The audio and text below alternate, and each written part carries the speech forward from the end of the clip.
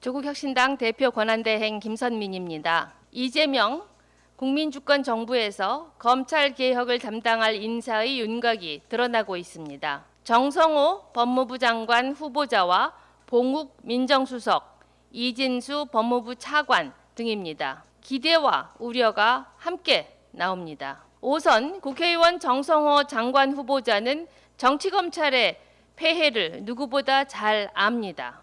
정 후보자는 권력기관 정상화라는 시대적 소명을 다하기 위해 최선을 다하겠다라고 말했습니다. 법무부 외청에 불과한 검찰청이 다른 부처 위에 군림하듯 굴고 수사 기소권을 독점해 사법기관을 참칭하는 일이 비정상입니다. 해방 이후 80년간 계속된 검찰청의 만행을 청산해야 합니다. 그것이 검찰 정상화입니다. 정 후보자는 5일 개정된 검사징계법상 권한을 행사해야 합니다. 수사권으로 보복하는 깡패 검사들, 물밑에서 정치권과 거래하는 정치검사들 모조리 징계해야 합니다. 봉욱 수석은 2019년 검찰총장 물망에 올랐지만 검찰의 기소와 수사 분리에 반대해 낙마했습니다. 당시 검찰을 개혁하겠다고 거짓말한 윤석열이 검찰총장이 되었습니다. 봉욱 수석은 2022년 4월 문무일 전 검찰총장 등과 함께 수사 기소 분리에 반대하는 성명을 내기도 했습니다. 그 뒤 검찰 수사의 폐지가 아닌 축소, 경찰 수사 종결권 반대 등 검찰 입장에 서 왔습니다. 이재명 정부는 분명히 검찰 개혁을 약속했습니다. 봉욱 수석은 기존 견해를 고수하는지 아니면 새 정부의 검찰 개혁 추진에 동의하는지 밝혀야 합니다. 본인이 직접 의지와 그 일정을 구체적으로 밝히십시오. 이진수 법무차관에는 더더욱 불신의 시선이 많습니다. 친윤석열 검사, 친심우정 검사라는 꼬리표가 달려 있습니다. 지난 3월 직위원 재판부가 구속기관을 일이 아닌 시간으로 계산하는 희대의 꼼수를 부렸습니다. 윤석열이 석방됐고 심우정 검찰총장은 대검 부장단 회의를 열었습니다. 즉시 항고하지 않기로 만장일치로 결정했습니다. 윤석열 탈옥을 법적으로 인증한 이 회의에 이진수 차관은 대검 형사부장으로 참석했습니다. 지금 법무부 차관으로서의 입장은 어떻습니까? 내란 우두머리 윤석열이 탈옥해서 거리를 활보하는 것이 정의라고 생각하십니까? 이 차관은 법무부에서 인사를 담당하게 될 것입니다. 난파한 윤석열호 검사들을 구조할 것이라는 이야기는 사실이 아니기를 바랍니다. 이미 두 사람에게는 검찰 조직파 검사들이 다양한 방법으로 접근과 회유를 하고 있을지도 모릅니다. 경고합니다. 단호하게 선을 긋고 검찰개혁 의지를 천명하십시오. 그간의 과오에 대해서 사과하십시오. 그것이 이재명 대통령을 배출한 광장과 국민의 기대입니다. 감사합니다. 원내대표 소왕진입니다. 윤석열의 천인공노할 망동들이 하나둘 밝혀지고 있습니다. 평양 무인기 침투 작전은 윤석열의 직접 지시였다는 것이 내부자들의 생생한 증언들로 드러났습니다. 무인기는 북한의 무력 반응을 유도한 작전이었습니다. 북한이 선전포고로 간주하겠다고 경고한 이후에도 무인기를 재차 보낸 것, 이는 명백히 전쟁을 유도한 외환 유치 행위입니다. 군 내부자들은 말합니다.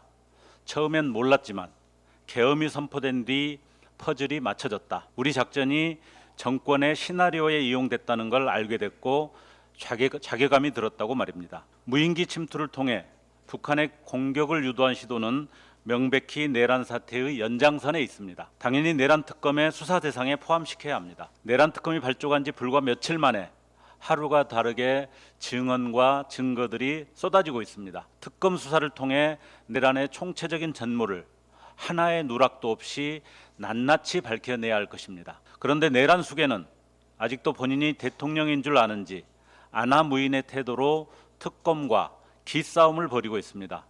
첫 조사부터 비공개 출입과 조사 시간 조정을 요구하며 특검 수사를 마치 대등한 주체 간의 협상으로 보이게 했습니다. 형사소송법상 한 명만 허용되는 변호인 입회 기준에도 불구하고 윤석열 측은 무리하게 3인의 입회를 주장했습니다.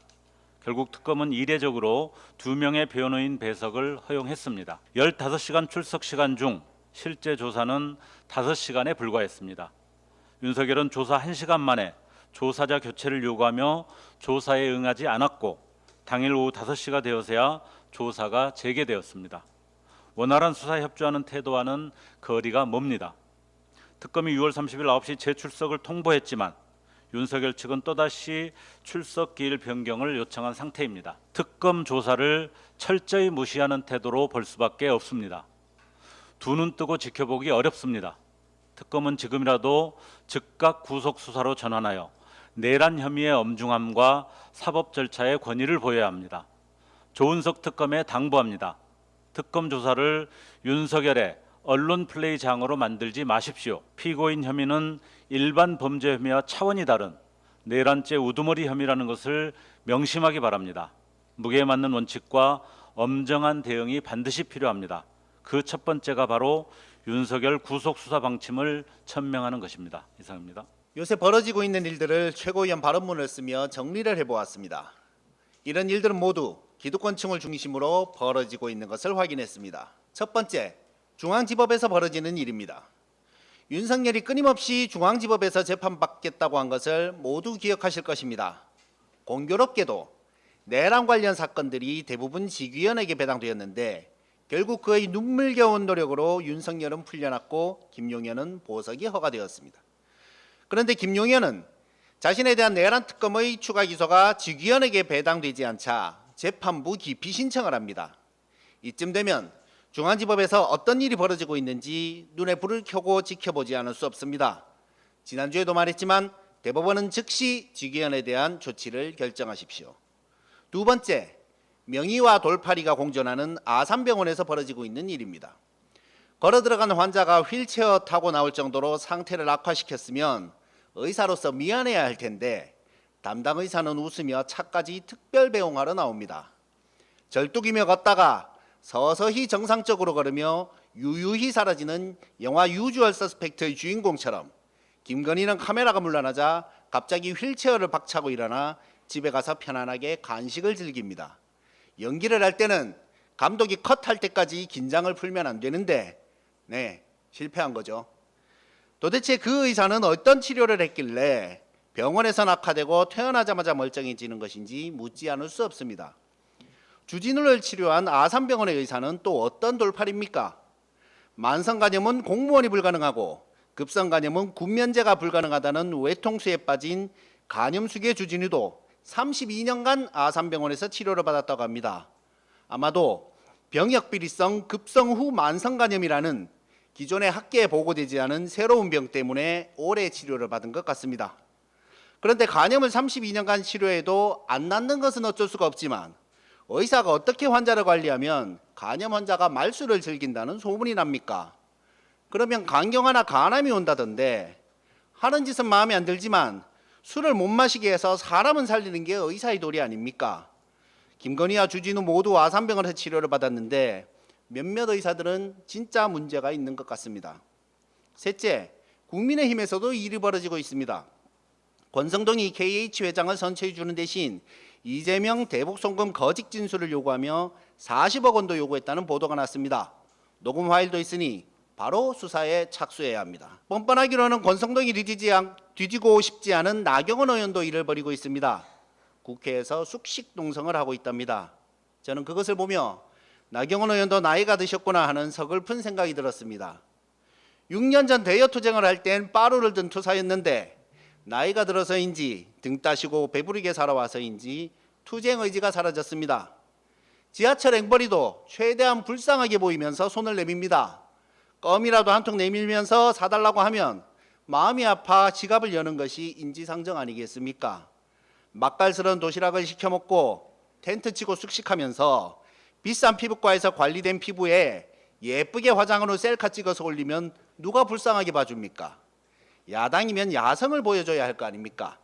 삭발투쟁의 단식 농성 정도는 해야 한다고 충고드립니다.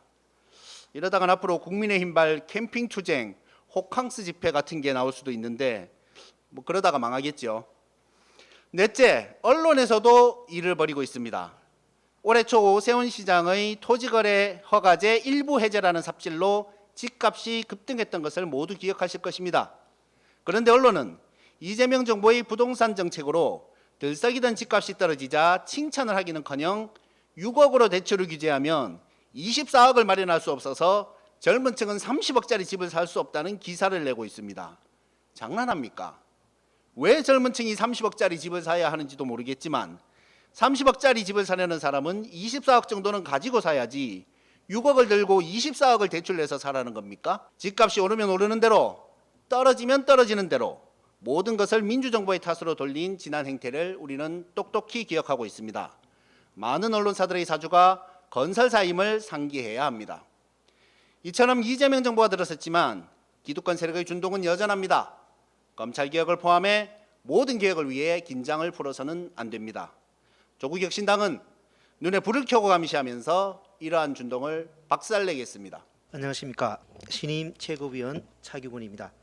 저는 앞으로 조국혁신당의 최고위원의 한 사람으로서 국민 여러분과 당원의 목소리를 낮은 자세로 경청하며 일하는 시민들과 청년을 대변하고 지구의 지속 가능성에 대하여도 특별한 관심을 가지고 살피겠습니다. 당내의 소통과 단합을 위해서도 노력하겠습니다. 지난주 금요일 정부는 유례 없이 강력한 부동산 대출 규제를 발표했습니다. 참 잘한 일입니다.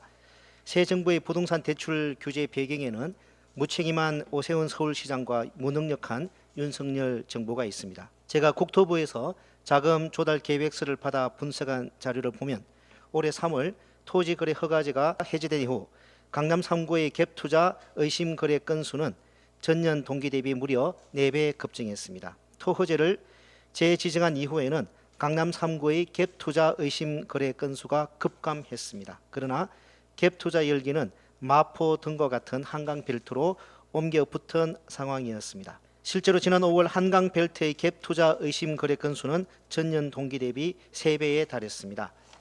오세훈 서울시장의 무책임한 토허제 해제와 그로 인해 갭투자가 기승을 부리는데도 손을 놓고 있었던 무능한 윤석열 정부가 이번 대출 규제 정책의 배경이라고 지적하는 이유입니다. 그런데 이번 대출 규제를 두고 언론에서는 고소득 흑수저의 강남 입성이 막혔다고 보도했습니다.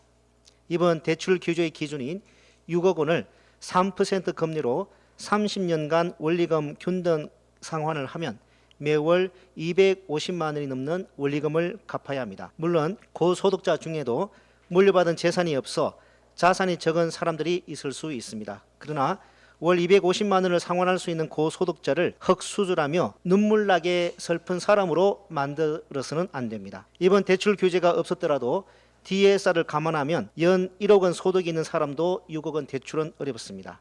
2023년 국세 통계를 기준으로 연 1억 원이 넘는 근로소득을 올리면 우리나라 상위 3%에 해당합니다. 6억 원 대출을 받으려면 그보다 소득이 더 많아야 합니다.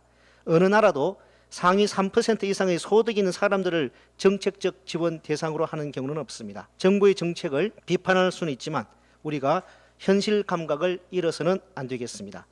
물론 이번 정부의 대출 규제로 실거주 목적으로 주택을 구입하려다가 어려워진 분들도 있겠습니다.